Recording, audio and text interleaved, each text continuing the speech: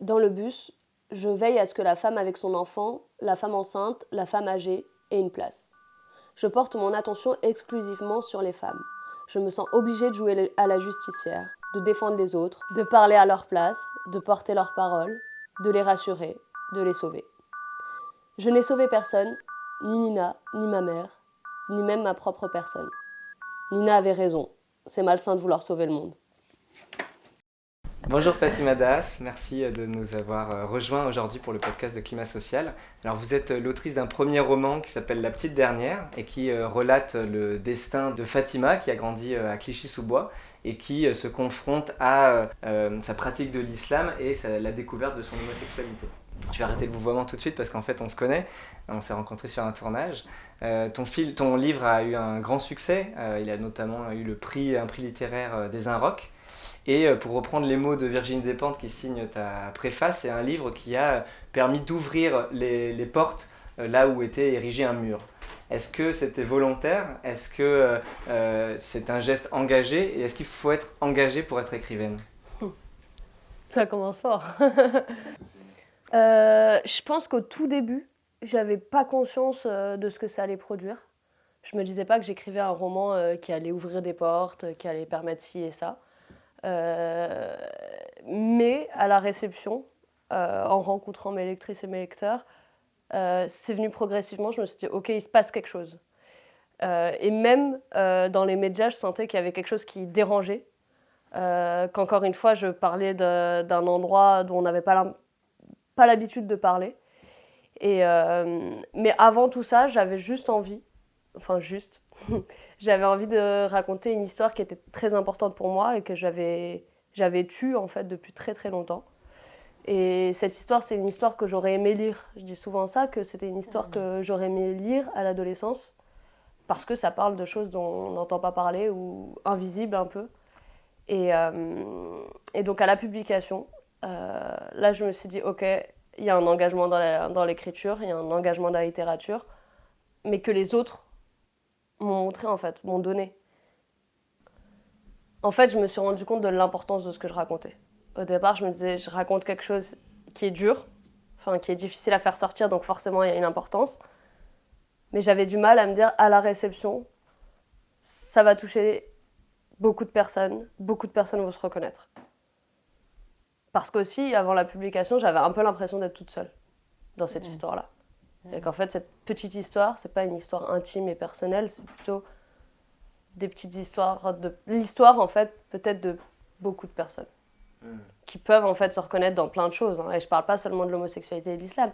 Je parle de la place à l'école, je parle de l'adolescence, je parle de la première fois qu'on tombe amoureux, toutes les fois où on a envie de fuir. J'avais pas conscience au début, mais ça c'est universel. Donc là, tu nous dis que du coup l'engagement, tu le découvres par la sortie du bouquin et parce que ça produit. Ouais. Mais en prenant du coup le recul de ça, est-ce que, déjà la première question, est-ce que toi tu te considères aujourd'hui, après coup maintenant, comme quelqu'un d'engagé ? Et j'aimerais aussi te lire, c'est ce que Ken Loach avait dit dernièrement dans un bouquin, dans le livre d'Édouard Louis. Il dit « L'art doit être subversif. Si vous n'avez pas un niveau de colère suffisant en vous, il vaut mieux rester chez soi. » Et donc ma question c'est, est-ce que tu as de la colère en toi ? Ce premier roman, c'est beaucoup de colère en fait. C'est beaucoup de colère, beaucoup de tendresse aussi, parce que j'arrive pas à écrire que à partir de la colère. Je trouve que c'est quelque chose qu'il faut transformer, parce que c'est pas lisible en fait. Je pouvais pas donner ça à des lecteurs et des lectrices. Mais bien sûr que maintenant je me rends compte que, en fait, j'arrivais pas à conceptualiser ça, cet engagement-là avant. Je savais que je parlais de choses invisibles et que ça pouvait à un moment donné... ça pouvait faire trembler. J'avais quand même conscience parce que moi-même en le lisant, je me disais « Ah ouais, merde, ça peut être gros. » Et c'est pas forcément quelque chose qui est facile à faire lire. Pas parce que c'est intime, hein, parce que j'ai transformé et que j'étais à l'aise avec ça, mais parce que je sentais qu'il y avait quelque chose qui est aussi en moi qui se passait. Et donc aujourd'hui, ouais, je peux dire que je suis une autrice engagée et je peux dire que j'ai plus conscience du coup, quand j'écris, de mon engagement. Et la colère, bien sûr. Là, par exemple, j'ai envie d'écrire le deuxième parce que je suis en colère. Pas que, mais parce que je suis en colère aussi. Et du coup, pour rester dans l'engagement, tu te définis comme féministe intersectionnelle. Est-ce que tu peux nous dire ce que ça veut dire pour toi ? Ouais. Je pense que à partir du lycée, j'ai commencé à me dire, mais même avant en fait, mais je pense que j'ai commencé à me dire des choses comme j'ai l'impression d'être traitée différemment parce que je suis une fille. Et à partir de là, j'ai commencé à m'y intéresser. J'ai essayé de travailler sur la pénalisation des clientes prostituées. Et en fait, ça m'a ouvert tout un truc. Et petit à petit, en fait, je me disais féministe, mais en même temps, j'arrivais pas à trouver ma place dans tout ça, quoi. Parce que j'avais l'impression que si on était féministe, on pouvait pas être musulmane, par exemple, et que c'était contradictoire. Donc j'ai recherché un féminisme dans lequel je pouvais être moi-même entièrement. Lesbienne, musulmane, issue de l'immigration, femme, et plein de trucs un peu, voilà, où j'avais l'impression que c'était difficile en fait de trouver cette place dans le féminisme parce qu'il y a des querelles et parce que il y a des choses qu'on accepte plus que d'autres. Et donc j'ai trouvé cette liberté dans le féminisme intersectionnel parce que j'ai l'impression de pouvoir épouser toutes mes identités en fait. Et de non seulement les revendiquer mais de les aimer aussi. Et que personne m'invisibilise à ce niveau-là et personne n'essaie de me sauver quoi. De sauver la petite maghrébine, lesbienne, musulmane par exemple. Non, j'ai l'impression que c'est ok quoi. C'est à la fois prendre en compte que je suis une jeune femme, écrivaine, lesbienne, qui a grandi à Clichy-sous-Bois, d'origine algérienne, française, etc. Et donc pour ça, j'avais besoin d'un cadre, d'un groupe d'alliés, non seulement qui me comprennent parce qu'ils ont des trajectoires similaires, mais aussi parce que ça existe, quoi. Et ailleurs, ça n'existe pas. Et donc, en étant une jeune fille, autrice, lesbienne, qui a grandi à Clichy-sous-Bois, d'origine algérienne, etc., je subis plusieurs discriminations, parfois en même temps. Parfois seule, parfois en même temps. Et juste pour faire un petit pas à côté, nous, à Climat Social, donc le collectif, on défend l'écologie sociale. Et donc, on essaie aussi de parler et de combattre un peu ces différentes dominations qui sont intrinsèquement liées. Et aussi, au cœur de nos sujets, il y a la crise climatique. Et aujourd'hui, on sait qu'elle touche particulièrement les femmes et les personnes racisées. Et je voulais savoir si tu te situais sur ce sujet aussi. C'est marrant parce que quand mon roman il est sorti, on m'a dit elle coche toutes les cases. Et j'avais l'habitude de dire non, je coche pas encore la case écolo. Donc je répondrai comme ça du coup. C'est très bien, pas besoin de cocher toutes les cases. T'en coches, c'est déjà pas mal. C'est la prochaine. Je vais reprendre justement par rapport à ce que tu disais, là, le point de départ où tu trouvais difficile de te situer en tant que féministe et musulmane. Et je m'excuse d'avance parce que je vais revenir sur un moment où tout le monde t'a bassiné avec, c'est quand t'es passé sur France Inter et que Léa Salamé t'a interrogé sur justement le fait d'être lesbienne et musulmane et que tu as eu cette phrase, donc tu as dit « Je n'ai aucune envie de réformer cette religion-là, donc aujourd'hui je considère que c'est un péché ». Et suite à ça, tu as reçu un flot de critiques hyper violentes, enfin que moi j'ai trouvé extrêmement violentes, et notamment, assez surprenant, de la part d'une partie de la communauté LGBTQI+.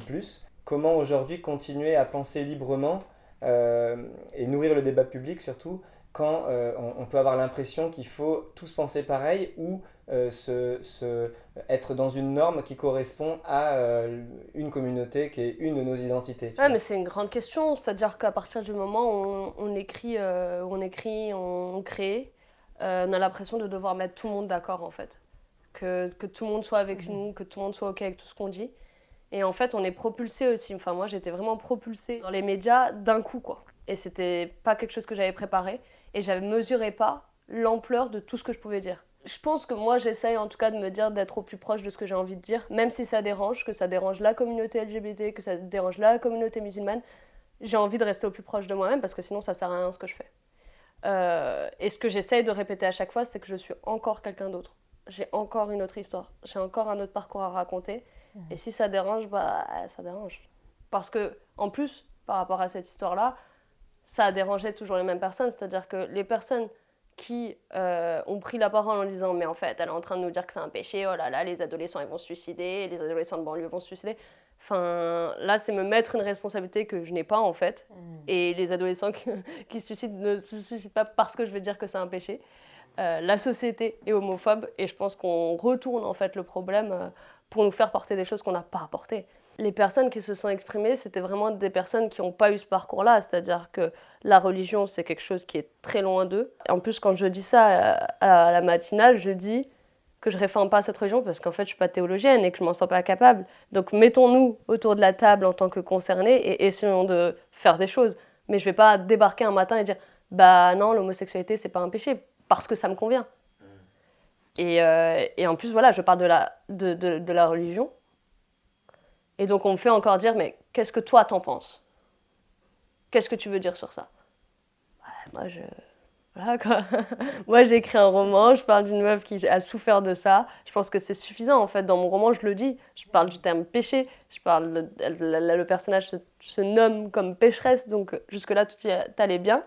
Voilà, après, encore une fois, je peux quand même comprendre les personnes qui sont concernées par ces trajectoires-là de se dire, mais c'est super violent de nous dire ça. Et d'ailleurs, je suis partie faire une interview à Mediapart et je suis revenue là-dessus en disant, mais je comprends que c'est violent d'entendre ça le matin, enfin le matin ou le soir d'ailleurs, c'est pas la question. Mais j'ai envie de raconter encore autre chose. Et il faut accepter que ça dérange. Et on accepte tellement de conneries à entendre à la radio, bah voilà, on accepte aussi les miennes, si c'est des conneries. Et puis ce qui est hyper dur, moi je trouve, c'est que du coup, c'est un peu ce que tu racontes, c'est que tu te retrouves un peu au milieu d'injonctions contradictoires, c'est-à-dire que tu as plusieurs identités comme tout le monde, et en fait, chaque personne qui va se revendiquer d'une de ces identités va te pointer du doigt et dire mais ça va pas du tout parce que tu devrais réagir comme ça si tu étais dans... Alors qu'on est tous multiples, et c'est un passage, je pense, qui a dû être violent aussi pour toi médiatiquement, quoi.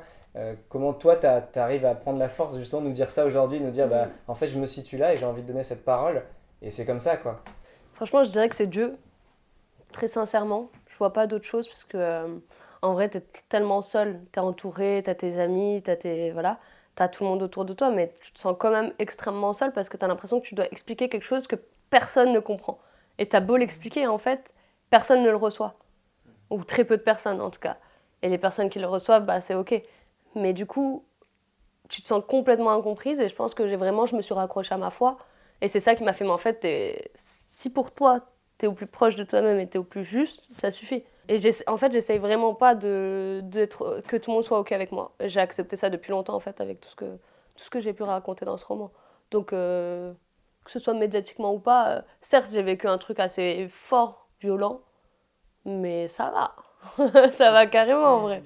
Enfin, voilà. Et après, ce que j'ai trouvé aussi intéressant par rapport à cette polémique-là, c'est que Paul B. Preciado avait écrit un article à Mediapart sur ça. Et là, tout d'un coup, bah, tout était OK. Tous les gays de Paname étaient « Oh, bah oui, c'est bon, on se prosterne ». Et c'est ça qui est fou, quoi. Comme quoi, la parole de Preciado pouvait mieux expliquer ou nous faire mieux comprendre ce que moi j'ai essayé de dire, quoi. Alors que j'ai essayé de le dire depuis avant des semaines, quoi. Sur une autre interview de France Culture, tu parles de ta rencontre avec Virginie Despentes et qu'elle est arrivée à un moment où tu avais peut-être envie d'abandonner ton roman pendant ton master. Elle te dit le contraire, elle te dit de continuer et que ton roman est essentiel pour certaines personnes, le sera sûrement. Est-ce qu'aujourd'hui c'est un modèle pour toi, cette femme? Est-ce que tu en as d'autres? Et est-ce que tu penses qu'il faut avoir des modèles dans la vie? Je suis pas à l'aise avec le mot modèle. Je pense que c'est quelqu'un de très important pour moi, qui a été très très important dans le parcours en fait de l'écriture de La Petite Dernière. À un moment donné, voilà, cette personne qui te dit mais en fait faut le faire. Donc c'est une main qui est tendue. Ça a été important parce que moi j'avais peur, quoi. Et quand t'as peur, c'est très difficile de se dire j'y vais quand même. Surtout au tout début de l'écriture. Et c'était vraiment le début de l'écriture. Donc cette rencontre, elle a été très encourageante. Et parce que c'était quelqu'un que j'avais lu avant et que j'admirais, entre guillemets, même si j'aime pas aussi ce terme-là. Donc ça a été décisif, un peu. Après, j'ai dû aussi retrouver la force, etc., parce qu'elle n'était pas tous les 4 matins à me dire « Ok, il faut que tu y ailles ». Mais en tout cas, ça a été très important à ce moment-là, pendant le master, cette rencontre. Et après aussi, je pense ce qui était classe et beau, c'était le texte qu'elle a écrit. Parce qu'en fait, elle m'a écrit en me disant « Ton éditrice m'a contactée ». Pour écrire un blurb de ton texte. Et donc moi j'avais dit, et elle me demandait est-ce que tu veux bien. Donc je dis bah ouais je veux bien. Et mon éditrice ne m'avait pas dit parce que elle avait peur que Virginie Despentes dise non. Donc elle attendait sa réponse avant de me le dire. Est-ce que j'ai des modèles? J'ai des personnes qui m'inspirent et qui me disent qu'il faut que j'y aille et qui me donnent confiance en des changements. Enfin, je suis rentrée en littérature avec Duras et Ernaud, je pense. C'est 2 femmes qui m'ont énormément touchée dans leur écriture, par les thèmes qu'elles abordent. Et après, ça a été Abdelataya. Abdelataya parce que je me disais, il n'y a pas ça en littérature. Ça parle pas d'homosexualité, ça parle pas de comment on survit dans un autre pays, de l'arrivée en France, de... Ouais, j'ai la sensation que dans ses textes, il y a le fait de ne pas se sentir à sa place. Et de cette manière-là, j'avais du mal à trouver ça en littérature. Donc ça a été, je pense que ça m'a beaucoup aidé à écrire La Petite Dernière aussi, très inconsciemment, mais ça m'a aidé parce que je l'avais rencontré, je pense, quelques années avant. Et je l'avais lu même quelques années avant. Donc il y avait quelque chose de... Tu peux quand même le faire toi aussi, autrement, avec un autre personnage et tout ça, mais c'est possible. Tu venais de dire justement, je suis un peu contre l'idée de modèle, tu vois, en répondant à la question de Pépita. Et en même temps, tout ce que tu racontes, c'est ça me permet de me dire je peux. Et en fait, je voulais te le dire aussi dans le sens inverse, c'est que maintenant que tu as écrit ce livre et que tu as raconté cette histoire qui est essentielle pour plein de gens, toi-même tu as dit j'étais seule avant, et tu te rends compte qu'il y a plein d'autres gens qui sont dans la même situation que toi. Est-ce que toi-même tu ne te transformes pas en modèle?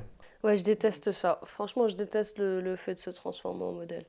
Parce que pour la responsabilité, moi, je suis une froussarde. J'aime pas ça. Il y a un truc de... J'ai peur parce que du coup, t'es tellement sacralisé qu'au moindre faux pas, t'es dans la merde. Et j'ai tellement eu cette pression-là, même que je me suis foutue à moi-même, en fait, dans ma vie, qu'aujourd'hui, en publiant ce roman, j'ai pas envie qu'on croit que je suis toujours au bon endroit. Et en fait, c'est pour ça qu'aussi, j'ai envie d'écrire sur le fait d'avoir fauté, quoi. Le fait d'avoir fait des choses mal, pas correctes, quoi. Même le passage, en fait, où le personnage... bouscule un mec au lycée parce qu'il est homo, ça j'ai envie de le raconter, j'ai envie de le rendre public. J'ai pas envie de dire je suis un petit ange, je suis un modèle, vous pouvez le faire si je l'ai fait, en plus je crois pas à ça. Je pense que quand on tombe sur un texte qui nous a marqué, ça peut aider à beaucoup de choses. Mais je pense pas que ça suffit, en fait. C'est pour ça que je dis le terme modèle, pour moi, c'est comme si le fait d'avoir des modèles, on pouvait y arriver. Alors qu'en fait, ça suffit pas d'avoir des modèles. Dans la vie, concrètement, il y a des choses qui te bouffent, quoi, et tu peux pas. Et tu peux pas et tu peux rien y faire. Et je veux pas être un modèle. Je veux pas du tout ça. Ça me touche et ça me fait du bien et je suis contente. J'ai l'impression d'avoir une armée avec moi, mais pas de modèle. Ça fait une bonne transition avec un petit... Est-ce que tu peux nous lire un petit passage de ton livre? Dans le bus, je veille à ce que la femme avec son enfant, la femme enceinte, la femme âgée aient une place. Je porte mon attention exclusivement sur les femmes. Je me sens obligée de jouer à la justicière, de défendre les autres, de parler à leur place, de porter leurs paroles, de les rassurer, de les sauver. Je n'ai sauvé personne, ni Nina, ni ma mère, ni même ma propre personne. Nina avait raison, c'est malsain de vouloir sauver le monde. Est-ce que tu trouves encore que c'est malsain aujourd'hui de sauver le monde? Non, je trouve que c'est un truc qu'on se construit à un moment donné pour se sauver soi-même et pour croire à l'idée de héros. D'ailleurs, que tu vois, on a beaucoup ça à l'école, quoi. Le héros, les héros, etc. Et je pense, ouais, il y a quelque chose de malsain là-dedans. Parce que si t'as conscience, enfin, si tu te dis je vais sauver des personnes de ci ou de ça marche pas. De penser que parce que tu fais attention aux autres, tu peux les sauver. Il y a une différence entre faire attention, essayer des choses et sauver des personnes. On sauve personne, hein, même pas soi-même. Mais après, là, tu parles des gens, alors que dans ton roman, tu écris Sauver le monde. Et donc, il y a quelque chose aussi un peu plus global, parce que nous, on est quand même un collectif de lutte. Ouais. Quand on lutte, on essaye à un endroit de sauver le monde, même si on sait que c'est impossible. Et toi, tu dis que c'est malsain. Parce que je pense en mode individuel, là. Je pense en mode ce que j'écris. Je sais pas, enfin, ce serait mentir que de dire que j'ai pas l'impression que ça fait bouger des choses. J'ai l'impression de me contredire depuis tout à l'heure, mais c'est pas grave, vas-y, j'assume me complet les contradictions et tout. Non, mais en fait, quand je pense individuellement, je me dis, ce que j'ai écrit, ça a permis des choses. Par exemple, là, je reviens de Marseille et il y a une fille qui m'a dit, mais en fait, j'ai offert ton livre à ma mère et ça a permis de rétablir le dialogue. Donc forcément, ça me fait pas rien. Je me dis pas, c'est inutile ce livre, là, je repars dans ma cabane. Mais individuellement, je sauve pas le monde. Et je fais pas bouger les choses individuellement. Je le fais avec les autres. Je le fais parce que j'ai des lecteurs qui le reçoivent et qui sont touchés par ce que je raconte, parce qu'ils luttent eux aussi. Je le fais pas toute seule, je lutte pas toute seule. Et je pourrais pas lutter toute seule. Si je le fais, c'est parce qu'il y a un public aussi. Parce que j'ai des lecteurs et des lectrices. Même si j'avais pas conscientisé ça au début, que c'était un petit truc un peu j'ai envie d'écrire depuis toujours, je le fais. Mais c'est collectivement qu'on essaye de sauver le monde, et encore, c'est difficile même collectivement. Pas mal. Et tout à l'heure, tu parlais tu nous as juste dit, le deuxième livre que j'ai envie d'écrire, c'est aussi La colère qui me le fait écrire. Tu nous en dirais deux petits mots? En fait, depuis qu'il est sorti le premier, j'ai envie d'écrire, sans savoir... Enfin, pas sans savoir quoi, mais en tout cas, il y a des événements qui se passent, genre la publication, la médiatisation, la polémique, etc. Ça m'a, à un moment donné, je me suis dit, mais en fait, je suis tellement incomprise que j'ai envie d'écrire, parce que c'est mon moyen, j'ai l'impression de me faire comprendre. Donc il y a eu ça, j'avais envie de comprendre aussi, moi, ce qui s'était passé. Parce qu'en fait, quand on est dedans, c'est très difficile de savoir ce qui est en train de se passer.